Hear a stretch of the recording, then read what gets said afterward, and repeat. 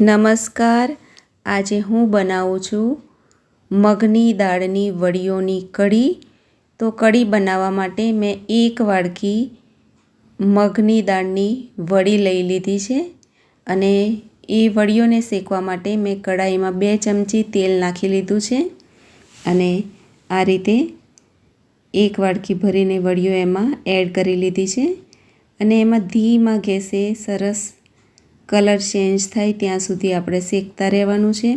અને મિત્રો, મારી ચેનલ પર નવા હોય તો મારા વિડીયોને શેર કરો, લાઈક કરો, કોમેન્ટ કરો અને મારી ચેનલને સબસ્ક્રાઈબ કરો. સબસ્ક્રાઈબ કરવું એકદમ ફ્રી છે. તો આ રીતે ધીમા ગેસ ઉપર સરસ એને શેકાવા દેવાની છે અને એકદમ થોડો ડાર્ક કલર થઈ જાય ત્યાં સુધી એને શેકતા રહેવાનું છે.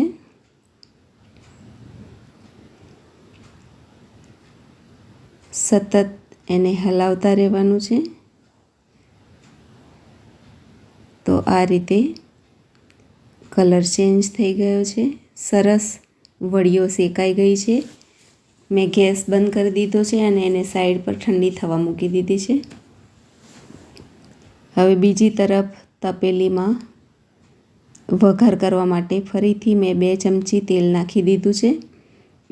એમાં 2 આખા મરચાં સૂકા, 1 ચમચી જીરું પાવડર, આખું જીરું, થોડી હિંગ, મીઠા લીમડાના પત્તા,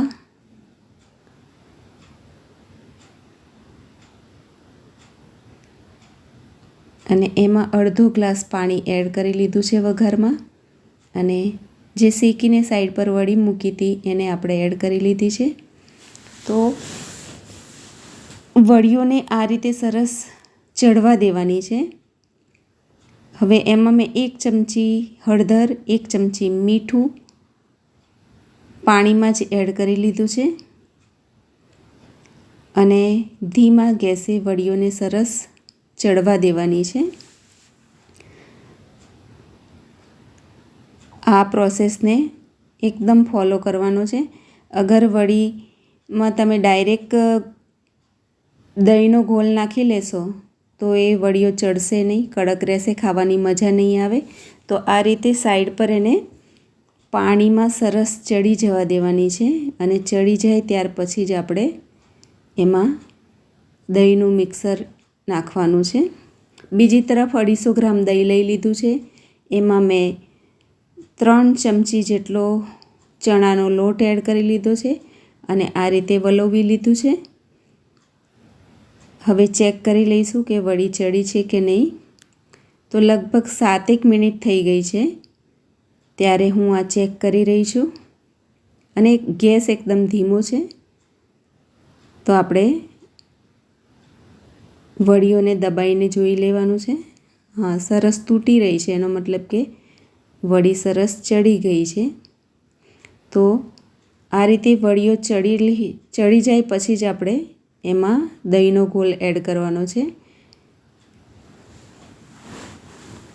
તો હવે આ પોચી વડીઓ થઈ ગઈ છે. એમાં 1 ચમચી મરચું, 1 ચમચી આદું એડ કરી લીધું છે.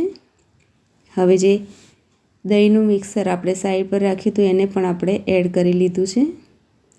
અને આ વડીની કઢી થોડી ઘાટી હોય છે એટલે એ પ્રમાણે આપણે ચણાનો લોટ એડ કરવાનો છે. અને થોડી ખટાશ પણ નોર્મલ કઢી કરતાં વધારે હોય છે એટલે એ રીતે આપણે દહીં થોડું ખાટું હોય એવું એડ કરવાનું છે અને ખૂબ જ ટેસ્ટી લાગતી હોય છે. તો આ રીતે મિત્રો તમે પણ બનાવજો અને તમે પણ આનો સ્વાદ માણજો. હવે કઢીની અંદર 1 ચમચી ફરીથી મીઠું નાખી દીધું છે. પહેલાં પણ આપણે મીઠું નાખ્યું હતું. 1 ચમચી લાલ મરચું.